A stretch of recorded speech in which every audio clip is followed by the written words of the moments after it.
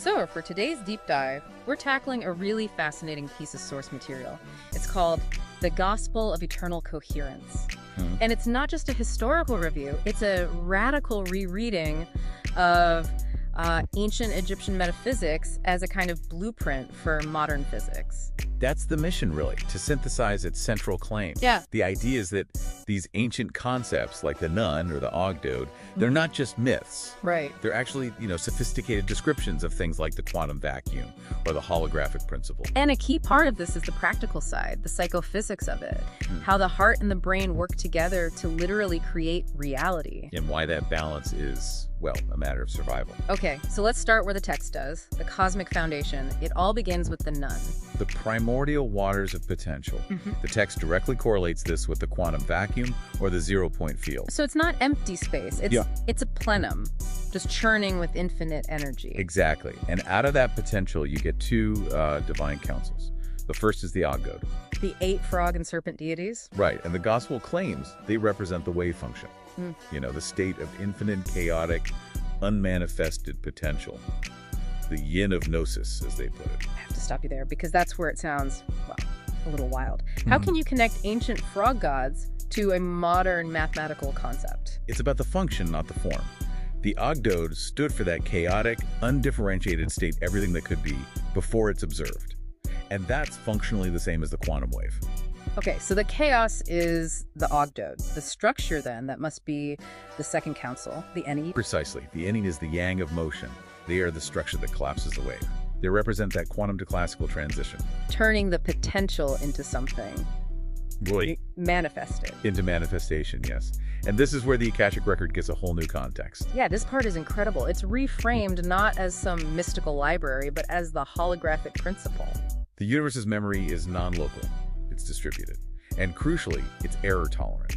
Through what it calls quantum error correction codes. Yeah, codes that stabilize reality and keep that primordial chaos in check. Okay, so let's bring this down from the cosmos to us, to the human body. Because the Egyptians did something we find completely bizarre. They threw out the brain. They did. Because for them, the heart, the Ib, was the primary engine. The engine of what? Of Hika, the creative force, which the text says is basically synonymous with quantum coherence. The heart is the non-local quantum antenna. And there's actually some modern science that strangely backs this up, isn't there? There is. The Heart Math Institute has shown the heart's magnetic field is 5,000 times stronger than the brain's. 5,000? It's the dominant carrier wave for all that emotional, non-local information.